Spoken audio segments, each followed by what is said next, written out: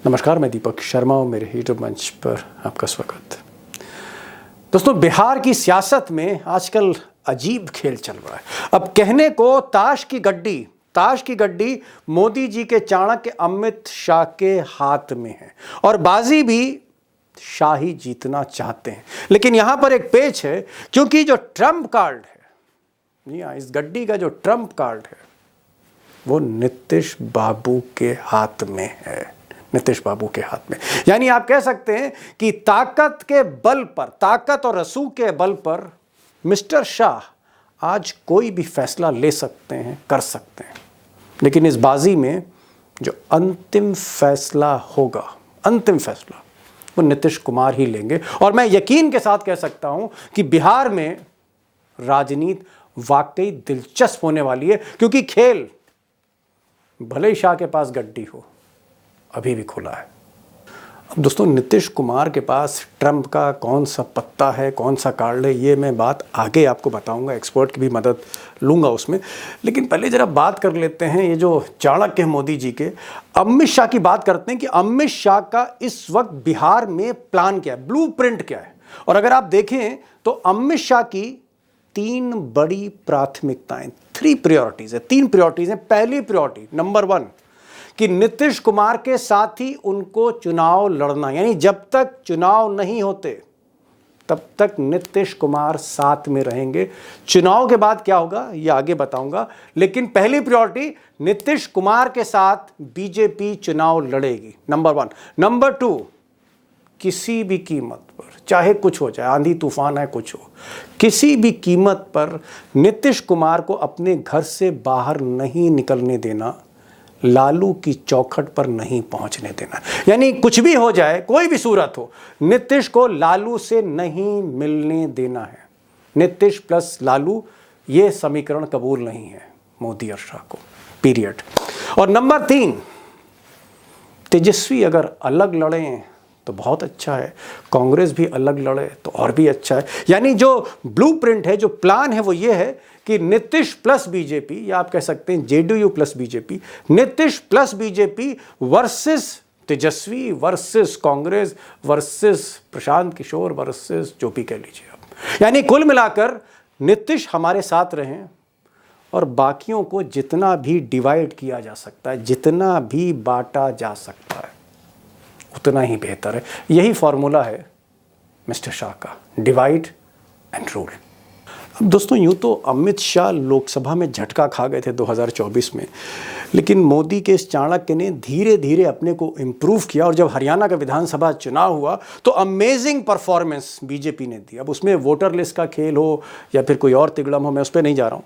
Amazing victory in Haryana में चौंकाया सबको। और महाराष्ट्र में तो डबल चौंका दिया, जहां पर शरद पवार थे, जहां पर उद्धव ठाकरे थे, जहां पर कांग्रेस थी, और 4-5 महीने पहले लोकसभा में बीजेपी जहां चित हो गई थी महाराष्ट्र में, उसी महाराष्ट्र में फिर एक बड़ा खेल अमित शाह ने किया, बड़ा खेल किया। और आप कह सकते हैं कि महाविकास अघाड़ी यानी इंडिया अलायंस को चित कर दिया उन्होंने। तो महाराष्ट्र में भी खेल किया और फिर दिल्ली में केजरीवाल को रोक लिया, जो लगातार हैट्रिक लगा रहे थे जीत की। तो हरियाणा जीता, महाराष्ट्र जीता और दिल्ली जीता, और तीनों ही अमेजिंग विक्ट्री, चौंकाने वाली जीते हैं ये। इसको लेकर ओवर कॉन्फिडेंस तो शाह साहब हैं, और ओवर कॉन्फिडेंस में अक्सर गलतियां भी हो जाती। तो ये जो अमित शाह का प्लान है, यूं तो परफेक्ट है, लेकिन 2 कमज़ोर कड़ी भी हैं इसमें, 2 कमज़ोर कड़ी हैं। और पहली कमज़ोर कड़ी ये है कि अमित शाह इस बार दिल बड़ा नहीं कर रहे। वो नीतीश कुमार के साथ चुनाव तो लड़ना चाहते हैं, वो जेडीयू के साथ चुनाव तो लड़ना चाहते हैं, केमिस्ट्री तो वोट की बनाना चाहते हैं, लेकिन सीटें जो नीतीश कुमार मांग रहे हैं वो सीटें देना नहीं चाहते। अब नीतीश कुमार का सपना है कि 115-120 सीटें मिलें 243 में, शाह नहीं देने को तैयार है, हो सकता है 100 से कम दें। और नंबर 2, एक और बड़ा पॉइंट है जो कमज़ोर कड़ी है शाह के प्लान की, नीतीश को अगला सीएम फेस बनाना नहीं चाहते। यानी वो ऐलान नहीं करना चाहते हैं कि 2025 का जब चुनाव लड़ा जाए तो सीएम फेस नीतीश कुमार हो। अब ये 2 कमज़ोर कड़ी नहीं है, ये 2 दुखती रग हैं मिस्टर शाह की। अब दोस्तों, अगर आप मुझसे एक न्यूट्रल एक व्यू लेना चाहें, तटस्थ अगर आप मुझसे दृष्टिकोण लेना चाहें, तो नीतीश कुमार जब से इंडिया अलायंस को छोड़कर एनडीए में गए हैं, तो कहीं ना कहीं मोदी और शाह ने पिछली बार जैसा उनके साथ बर्ताव नहीं किया है। नीतीश जो भी करना चाह रहे हैं, नीतीश चाहे दिल्ली आएँ या ना आएँ, या किसी से मिलें ना मिलें, फ़ोन करें मोदी को ना करें, अमित शाह का फ़ोन उठाएं ना उठाएं, सब कुछ बर्दाश्त है। और इसलिए नीतीश भी कहीं ना कहीं पहले से ज़्यादा कंफर्टेबल महसूस कर रहे थे। लेकिन आज की तारीख में ये जो 2 पॉइंट हैं अमित शाह के, ये उनको पसंद नहीं। वो सीएम फेस बनना चाहते हैं, कि वो चाहते हैं कि उनको सीएम का चेहरा घोषित किया जाए, ऐलान किया जाए। उनको उम्मीद थी कि जिस वक्त मोदी भागलपुर में गए थे रैली में, शायद वो घोषणा कर दें कि नीतीश जी के नेतृत्व में वही चेहरा होंगे, उन्हीं के नेतृत्व में चुनाव लड़ा जाएगा। ऐसा कहा नहीं, नंबर 1। और दूसरा, नीतीश जो सीटें मांग रहे हैं 243 में, उतना बड़ा हिस्सा देने को तैयार नहीं। तो 2 शर्तें हैं जहां पर नीतीश थोड़ा सा डिलेमा में, कंफ्यूज हैं। और जहां तक सीएम फेस की बात है, तो सिर्फ नीतीश ही नहीं, नीतीश के लोग ही नहीं, नीतीश के बेटे ने भी, निशांत कुमार ने भी कैमरे पर बार बार कहा कि अंकल यानी मोदी जी पापा को सीएम फेस बनाएं, सीएम का ऐलान करें। 25 में भी मुख्यमंत्री नीतीश कुमार जी एनडीए भी घोषित करें और हमारे जेडीयू भी कार्यकर्ता सारे नेता सब मिलकर घोषित करें, एनडीए भी घोषित, सीएम है और सीएम के उनके नेतृत्व में हमारी सरकार बने। अब दोस्तों ये बात सही है कि ये जो 2 शर्तें हैं, यही अमित शाह और नीतीश कुमार की डील में 2 दुखती रग हैं। और इसीलिए मैं कह रहा हूँ कि अभी हम ये नहीं कह सकते कि नीतीश कुमार 100% 100% बीजेपी के साथ ही जाएंगे। 100% गारंटी नहीं है। और उसकी वजह यह है कि मेरी कुछ लोगों से जो नीतीश कुमार के बहुत करीबी, उनसे बात हो रही थी, उनका ये कहना है कि नीतीश जी को लगता है कि अगर उनको सीएम फेस नहीं बनाते हैं तो 2025 के चुनाव के बाद अगर एनडीए जीतती भी है तो उनको बीजेपी सीएम नहीं बनाएगी। यानी एकनाथ शिंदे के साथ जो महाराष्ट्र में हुआ वो नीतीश कुमार के साथ हो सकता है। और दूसरा डर ये है कि अगर नीतीश कुमार सीएम नहीं बनते, 2025 के बाद वो लीड नहीं करते हैं बिहार में एनडीए को, तो उनकी जो पार्टी है जेडीयू, ये कभी भी टूट सकती है। क्योंकि अगर आप देखें तो है तो ये 1 मैन पार्टी, नीतीश मतलब जेडीयू, जेडीयू मतलब नीतीश। अब दोस्तों बात कर लेते हैं नीतीश के ट्रम्प कार्ड की। भाई वो ट्रम्प का पत्ता कौन सा हाथ में है नीतीश कुमार के। मैंने पहले ही आपको कहा था कि अमित शाह के पास भले ही ताश की गड्डी हो, लेकिन जो इक्का है, ट्रम्प का इक्का है, वो नीतीश कुमार के साथी। और ये जो ट्रम्प का इक्का है, ये पुराने दोस्त लालू यादव हैं। अब भले ही आप कहेंगे कि साहब आजकल तेजस्वी बहुत कुछ बोल रहे हैं चाचा नीतीश कुमार के बारे में, तो भले ही तेजस्वी किसी भी प्रेशर में नीतीश कुमार के बारे में कुछ भी कह रहे हो, आलोचना कर रहे हो, हकीकत यह है कि नीतीश कुमार ने एक इमरजेंसी डोर, एक इमरजेंसी दरवाज़ा खोल रखा है, जो खुलते ही लालू की ओर मुखातिब होता है। यानी कभी भी वो लालू के साथ जा सकते हैं। और लालू यादव भी कई बार, नॉट वंस, कई बार वो नीतीश कुमार को वेलकम कर चुके हैं। दोनों की केमिस्ट्री है पर्दे के पीछे। लेकिन यहाँ पर एक चीज़ मैं ऐड करना चाहूँगा कि ये खेल इतनी जल्दी नहीं होगा। ये खेल तभी होगा जब ये शर्तें कबूल नहीं होती। ये कार्ड तभी खेला जाएगा, और हो सकता है चुनाव के करीब खेला जाए, अभी नहीं। तो दोस्तों जो बड़ा सवाल है, बिग क्वेश्चन है, वो ये है कि बिहार में जो चुनाव होना है इस साल के आखिर में, बड़ा निर्णायक, क्या बिहार का खेल अभी भी खुला है? कुछ भी हो सकता है। और अगर मिस्टर मोदी और मिस्टर शाह ने वो 2 शर्तें कबूल नहीं की नीतीश कुमार की, सीएम फेस वाली खासकर, तो क्या फिर नीतीश कुमार के सामने विकल्प खुले हैं? क्या वो फिर वो ट्रम्प कार्ड का इस्तेमाल करेंगे? ये बिग क्वेश्चन है। अब क्योंकि ये मामला इतना उलझा हुआ है, कॉम्प्लेक्स है, कि इसकी गुत्थी सुलझाने के लिए मैंने आज बिहार के 2 एक्सपर्ट्स को बुलाया।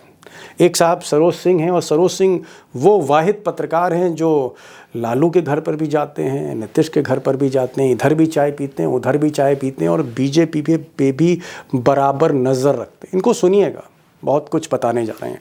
और मैंने जो डेटा किंग हैं, आप कह सकते हैं लाइव वायर हैं, वो चाहे चिराग पासवान हो, चाहे वो कन्हैया कुमार हो, चाहे वो तेजस्वी यादव हो, चाहे वो नीतीश कुमार हो, चाहे वो सम्राट चौधरी हो, या फिर दिल्ली में बैठे जो बड़े नेता हैं, लल्लन सिंह, संजय झा, सबकी खबर रखते हैं अभिषेक कुमार। तो इन दोनों को सुनिए। और वो जो मैंने कहा कि क्या नीतीश कुमार ट्रम्प कार्ड का इस्तेमाल करेंगे, और क्या मोदी और शाह जो ओवर कॉन्फिडेंट चल रहे हैं, वो जो 2 शर्त थे वो कबूल कर लेंगे या नहीं, और अगर नहीं तो फिर होने क्या जा रहा है। सरोज जी, लगता है आज आपने होली काफ़ी खेली है, और बिहार में होली जो है होली से पहले ही रंग ला रही है इस बार। मुझे ये बताइए कि क्या वाकई अमित शाह वाकई हीर को रांझा से मिलने नहीं देंगे, लैला मजनू से नहीं मिल पाएगी? एक प्रेम कहानी की भ्रूण हत्या करना चाहते अमित शाह चुनाव से पहले, नहीं मिलने देंगे, दीवार खड़ी कर देंगे? देखिए, इसमें दीपक भाई की होली तो पूरे रंग में बिहार में है ही, सब लोग होली खेल रहे हैं, लेकिन कौन लैला होगा कौन मजनू होगा इसको अमित शाह बैठ के तय करेंगे। बिहार में बैठ के ये कोई नहीं तय कर पाएगा कि 25 के चुनाव का लैला कौन है और मजनू कौन है।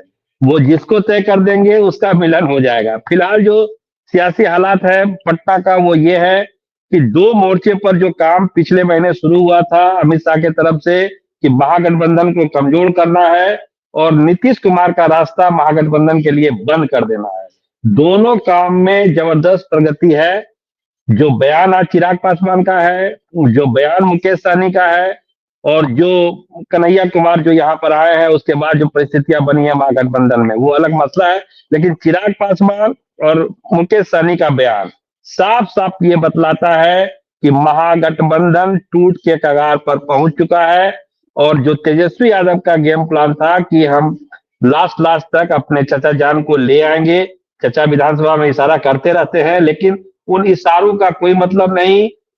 कल जो इतना गुस्सा था तेजस्वी यादव के दिल में, ऑफ द कैमरा नहीं ऑन द कैमरा उन्होंने कह दिया कि हम चचा के लिए सारे दरवाजे बंद कर चुके हैं, सीधा चुनाव में जाएंगे, अब कोई खेला वेला बिहार में नहीं होने जा रहा है। मतलब जो चीजें तय हुई थी दिल्ली से वो 100% बिहार के सियासत में उतर रही है और भाजपा कंट्रोल करेगी बिहार के चुनाव को।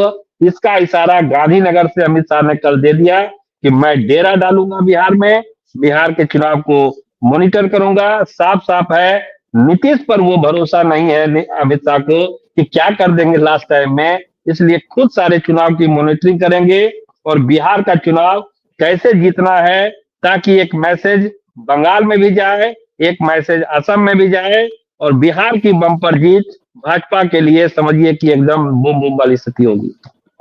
जी जी, अभिषेक भाई एक बड़ी बात ये कह रहे हैं कि साहब किसी तरह से नीतीश कुमार को इस चुनाव तक कैद करके रखना है।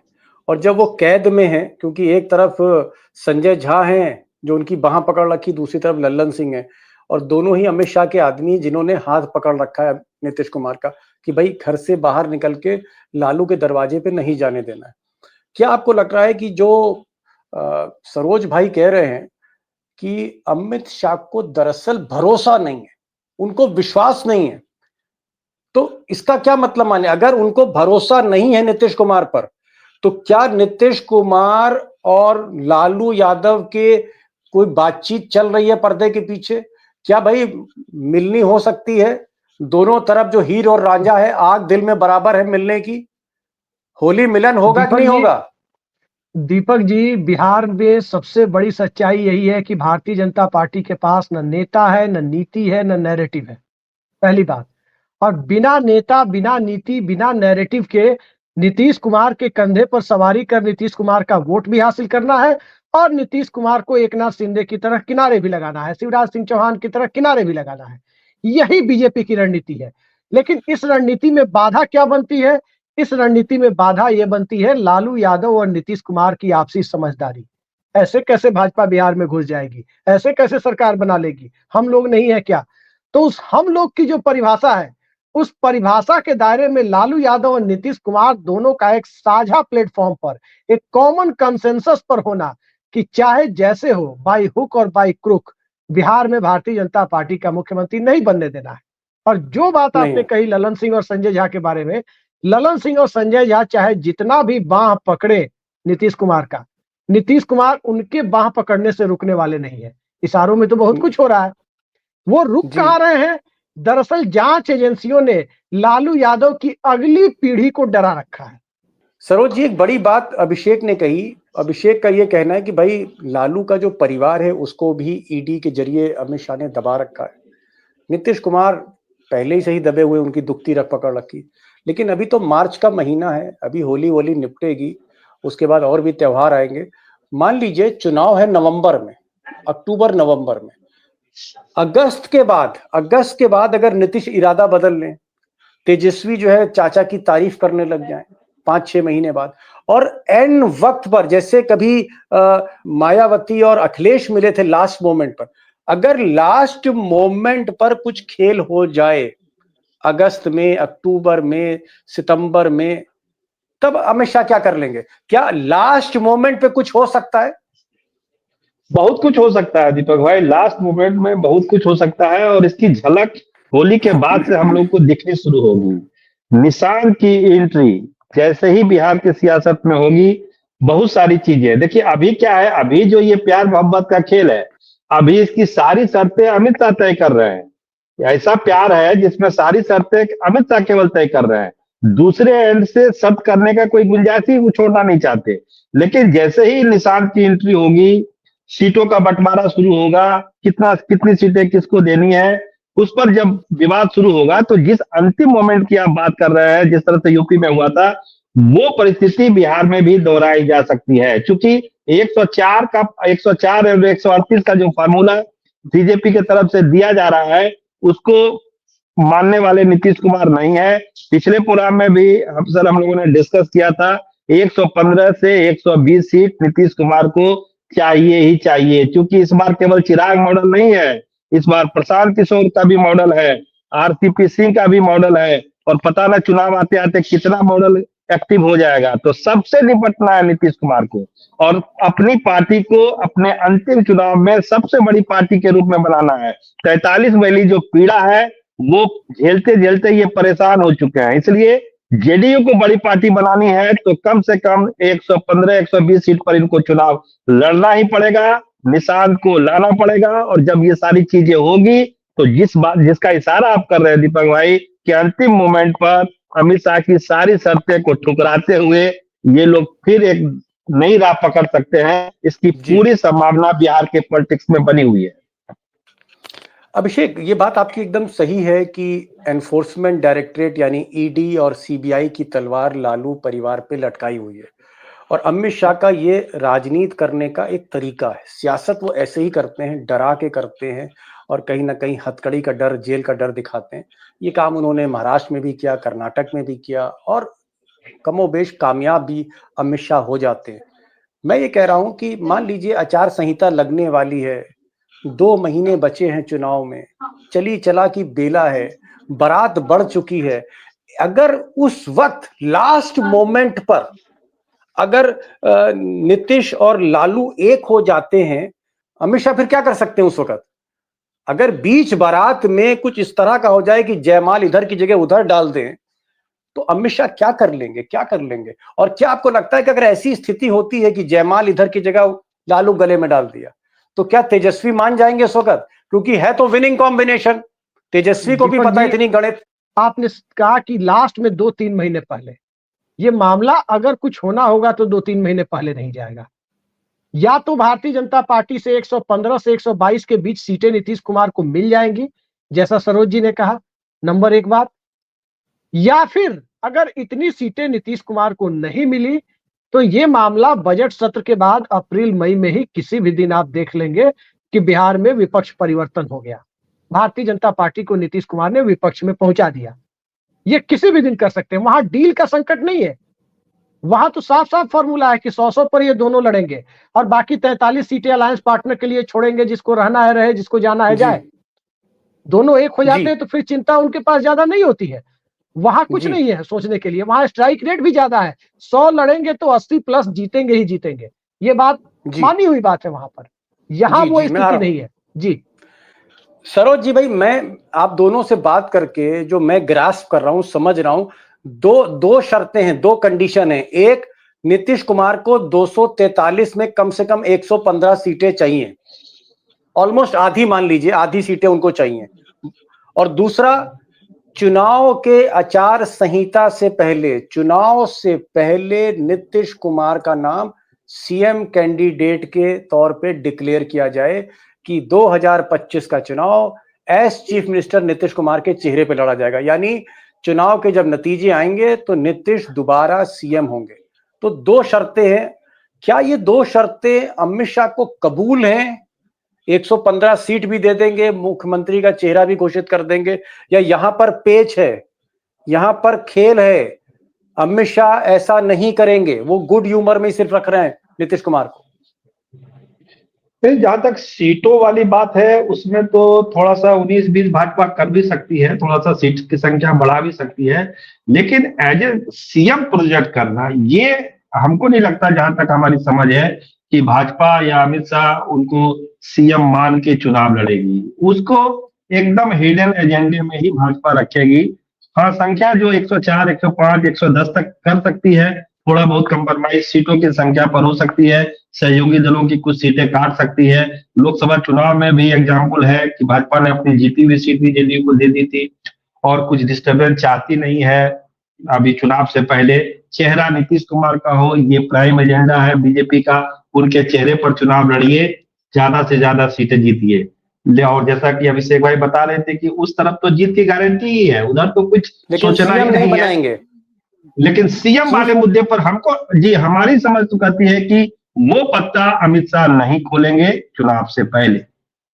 जी, क्या आपको लगता है कि क्या ये जो आपको बीजेपी के नेताओं से बात करते हैं या अमित शाह के लोगों से आप बात करते हैं, क्या इस तरह की आपको हिंट है कि अमित शाह ने डिसाइड कर लिया है कि नेता जो होगा, जो चीफ मिनिस्टर की शपथ लेगा, वो बीजेपी का होगा, बीजेपी का ही चीफ मिनिस्टर होगा? जो महाराष्ट्र मॉडल है, कोई देवेंद्र फडणवीस ही शपथ लेगा, एकनाथ शिंदे यानी नीतीश कुमार शपथ नहीं लेंगे, ये चीज क्या एकदम डिसाइडेड है? ये मैं जानना चाह रहा हूं।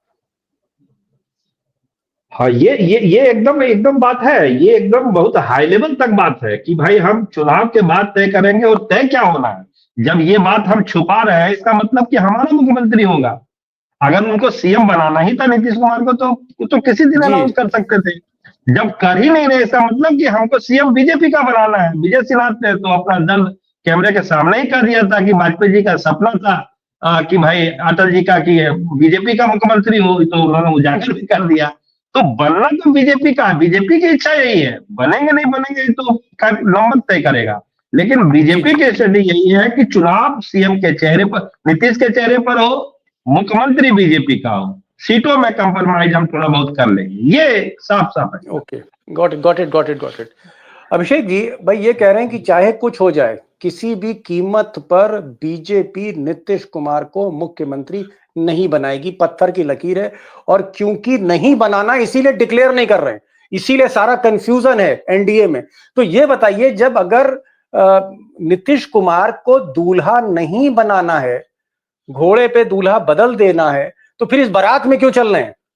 जब उनको दूल्हा बनना ही नहीं, तो बारात में क्यों अमित शाह की चल रही है? तो बताइए। नहीं, बारात में इसलिए चल रहे हैं क्योंकि दूसरी बारात में बुकिंग लेने के लिए कोई तैयार नहीं है, क्योंकि दूसरी बारात के ऊपर ईडी और सीबीआई है उसके पीछे, और दूसरी बारात में जो उस बारात के मुखिया हैं वो तो तैयार है, वो तो न्योता दे रहे हैं। राबड़ी देवी सदन के अंदर न्योता दे रही है। सरोज जी तो विधानसभा में थे उस दिन, आपको बताएंगे कि राबड़ी देवी ने क्या कहा था सदन के अंदर कि अरे उनका साथ तो आप लोग छोड़िए, तब तो हम साथ देंगे। यही उनकी लाइन थी, पहले भाजपा का साथ तो छोड़िए। इतना खुला ऑफर भारतीय राजनीति में तो मैंने देखा ही नहीं है किसी को देते हुए। उस तरह से राबड़ी देवी ऑफर दे रही थी। तो आप अंदाजा लगा सकते हैं कि उधर दिक्कत क्या है। दिक्कत सिर्फ और सिर्फ एक है, क्योंकि जो आरजेडी की बारात के फिलहाल दूल्हा है, वो दूल्हा ऐसा नहीं है कि उनको नीतीश कुमार के अंडर में काम करने से दिक्कत है। मुझे नहीं लगता कि उनको नीतीश कुमार के अंडर में काम करने से का डर आप कह रहे हैं? डर वही है जी, डर वही है जो डर कई राजनीतिक दलों को अलग अलग राज्यों में है। डर वही है जहां भतीजे से उत्तराधिकार छीनकर भाई को देने की कोशिश किसी दल में होती है और भाई भी सरेंडर कर जाते हैं। ये एक बड़ी पार्टी से छोटी पार्टी बनी हुई पार्टी में आपने देखा है। खैर, बड़ी अजीब दास्तान आप दोनों से मैं सुन रहा हूं कि नीतीश कुमार जो है उनको चीफ मिनिस्टर बनाएगी नहीं, बीजेपी। दीपक जी, नीतीश सरोज जी कुमार, से पूछ लीजिए, सरोज जी से पूछिए कि राबड़ी देवी ने उस दिन कितना खुला ऑफर दिया बता था तो दीजिए जेडीयू भाई, को। क्या कहा था राबड़ी देवी ने विधानसभा में, क्या कह दिया था सरोज जी? देखिए, खुले दिल की महिला है और होता है ना मासूमियत में कोई बात बोल देना, एकदम खुले दिल से उस दिन बोल दी परिषद में कि भाई आप उनको छोड़िए ना, हम हमारे साथ आइए ना, हम उधर क्या कर रहे हैं, हम तो तैयार है नीतीश आपके कुमार से साथ कहा। काम करने के लिए। एकदम एकदम सदन में ऑन कैमरा, वो तो रिकॉर्ड है विधान परिषद की कार्यवाही में है कि आप चले आइए, उनको छोड़िएगा तब ना हमारे साथ आइएगा, आप चलिए आ जाइए हमारे भाई, साथ, हमको क्या दिक्कत है। एकदम लालू एकदम भी बुला कैमरा। रहे हैं, लालू भी नीतीश को बुला रहे हैं, भौजाई भी बुला रही हैं, नीतीश कुमार भी आना चाहते हैं, लेकिन ईडी की एक दीवार खड़ी हुई है, जिस तरह की अभिषेक कुमार कह रहे हैं। मैं फिर लास्ट क्वेश्चन दोनों से पूछना चाहता हूं, क्या आपको लगता है कि ये जो मेलो ड्रामा है, ये जो सीरियल है चंद्रकांता का जो बिहार में चल रहा है, क्या इसके लास्ट एपिसोड में अक्टूबर से पहले चुनाव के नतीजे, चुनाव की घोषणा तारीखों से पहले, क्या इसमें हम एक एंटी क्लाइमेक्स देख सकते हैं? जिस तरह की बिसात अमित शाह ने बनाई है, बिछाई है, क्या अमित शाह की बिसात पलटी जा सकती है? क्या नीतीश कुमार लात मार देंगे इस प्लान पर आखिरी मोमेंट पे? अगर उनको सीएम डिक्लेयर नहीं किया गया, अगर उनको मुख्यमंत्री डिक्लेयर नहीं करते, तो क्या नीतीश कुमार लात मार सकते हैं अमित शाह के इस प्लान पर? मिस्टर सरोज। वो कर सकते हैं, क्योंकि जो वोट बैंक है नीतीश कुमार का, वो नंबर 2 की कुर्सी पर नीतीश कुमार को नहीं देखेगा। अगर ये घोषणा नहीं होगी कि नंबर 1 की कुर्सी जो बिहार की है वो नीतीश कुमार उसको उस पर नहीं बैठेंगे, तो जो उनका वोट बैंक है, जो लवकुश का वोट है, जो महिलाएं उनको वोट करती है या और दूसरे लोग वोट करते हैं, जो दावा अलग अलग है 14-15% का, लेकिन 9 से 10% तो वोट रिजर्व करते ही लेते हैं, तो वो वोट बैंक नहीं जाएगा जेडीयू के साथ। वो नंबर 1 की कुर्सी पर ही देखना चाहता है नीतीश कुमार को, और नीतीश कुमार को भी इसका एहसास है कि ये वोट बैंक हमारा है और हमको नंबर 1 की कुर्सी पर देखना चाहता है। अगर हम नंबर 2 पर या मार्गदर्शक मंडल में जाने के लिए अगर तैयार हो जाएंगे, तो वो वोट बैंक मेरा खत्म हो जाएगा, जी, पार्टी खत्म हो जाएगी। इसीलिए हम वो चाहते हैं कि घोषणा हो जाए चुनाव से पहले, बहुत पहले हो जाए, ताकि हमारा वोट बैंक और मजबूती से और सशक्त तरीके से हमारे साथ आए और वोट को हम जोड़ सके। नहीं तो फिर ये वोट ही नहीं बचेगा, तो फिर नीतीश कुमार कहां से जी, बचेंगे। जी। तो ये वोट बचाना है अभिषेक, उनको किसी भी कीमत पर। अभिषेक, बहुत अहम सवाल, और आज की तारीख में मुझे लगता है बिहार में सबसे अहम सवाल यही है। कन्हैया कुमार क्या रैली कर रहे हैं, या पप्पू यादव क्या कर रहे हैं, या कांग्रेस तेजस्वी के साथ रहेगी नहीं रहेगी, ये इनसिग्निफिकेंट क्वेश्चन है। बिग क्वेश्चन ये है कि अगर नीतीश कुमार को ये लग रहा है कि 2025 के चुनाव के बाद उनको मुख्यमंत्री नहीं बनाया जाएगा, बीजेपी यानी एनडीए जीतती है, उनको मुख्यमंत्री नहीं बनाएगी, और अगर वो मुख्यमंत्री नहीं बनते हैं, उनको हाशिए पर बीजेपी लेके आती है, तो ये जो वन मैन पार्टी है ये भी टूट जाएगी। तो ना मुख्यमंत्री बन रहे हैं और पार्टी भी टूट रही है। तो दोनों जगह से, मतलब आप कह सकते हैं चित भी पट भी दोनों अमित शाह की मुझे लग रही है। ऐसी बाजी क्या नीतीश कुमार खेलेंगे, या फिर बाजी पलटेंगे? दीपक जी, नीतीश कुमार अगर क्रिकेट की भाषा में कहें तो रिवर्स स्विंग बॉलिंग जानते हैं। In swing oh, out swing नहीं फेंकते हैं, वो रिवर्स स्विंग करते हैं। तो थोड़े कहे को ओहो, ज्यादा समझिए। और जो रिवर्स स्विंग नीतीश कुमार करते हैं उससे कई बार लोग चारों खाने चित होते हैं। और हम लोगों ने देखा है, आपने देखा है, जीतन राम मांझी को मुख्यमंत्री बनाना भी एक रिवर्स स्विंग था। भारतीय जनता पार्टी का 17 में साथ छोड़ना भी एक रिवर्स स्विंग था। 22 में भारतीय आरजेडी का साथ छोड़ना, 22 में बीजेपी का साथ छोड़ना भी एक रिवर्स स्विंग था। और फिर अचानक जब इंडिया गठबंधन मोमेंटम बनाता चला गया, उस वक्त इंडिया गठबंधन को टाटा बाय बाय कहना भी एक रिवर्स स्विंग था। चलिए, लेकिन एक बात मैं आपको कह दूं, थोड़े कहे को ज्यादा समझिएगा। जिस दिन 28 जनवरी 2024 की पूरी पटकथा सामने आएगी, उस दिन कईयों के चेहरे बेनकाब होंगे कि किसने नीतीश कुमार को मजबूर किया और हाथ पैर जोड़ करके बोला कि भाई उधर चले जाइए, इंडिया गठबंधन बाद में देखेंगे, तत्काल आप चले जाइए उधर, हमारे जी, पॉलिटिकल करियर का सवाल है, बहुत कुछ का सवाल है। जिस दिन ये पटकथा सामने आएगी, यहां भी ध्यान रखिए, एक पीजी है, थोड़े कहे को ज्यादा ओके, समझिए, यहां भी पीजी है, और वो पीजी एक पुरुष है। मैं आपको बता रहा हूं, ओके, वो ओके, पीजी एक ओके, पुरुष ओके। है। और पीजी वही मिश्रा, वही भूमिका निभाते हैं जो एक पार्टी में कोई मिश्रा जी निभाते हैं। जी, बोलिए बोलिए बोलिए बोलिए सरोज जी, लास्ट होली का मौका है, कुछ बोल दीजिए, देखा होली जाएगा। का मौका है तो देखिए, जब भी भोजपुरी अमित का शाह कोई ऐसा गाना मत सुना दीजिएगा कि मुझे सेंसर करना पड़ जाए, जो विधायक वहां गा रहे हैं, वो सेंसर वाली बात ऐसा नहीं गाना मत दीपक भाई, सुनाइए, लेकिन होली का मौका है, खुलकर बोल दीजिए। हम बोल देते हैं। जो अमित शाह को कभी कभी सोचते होंगे, एकांत में अमित शाह बैठते होंगे तो एक लाइन जरूर गुनगुनाते होंगे कि जब भी मिलती हो तो अजनबी लगती क्यों हो, जिंदगी नए रोज रंग बदलती क्यों है। तो बिहार की सियासत रोज रंग बदलती है। अमित शाह भी सरप्राइज हो जाते होंगे कि जब मिलती हो तो अजनबी क्यों लगती हो।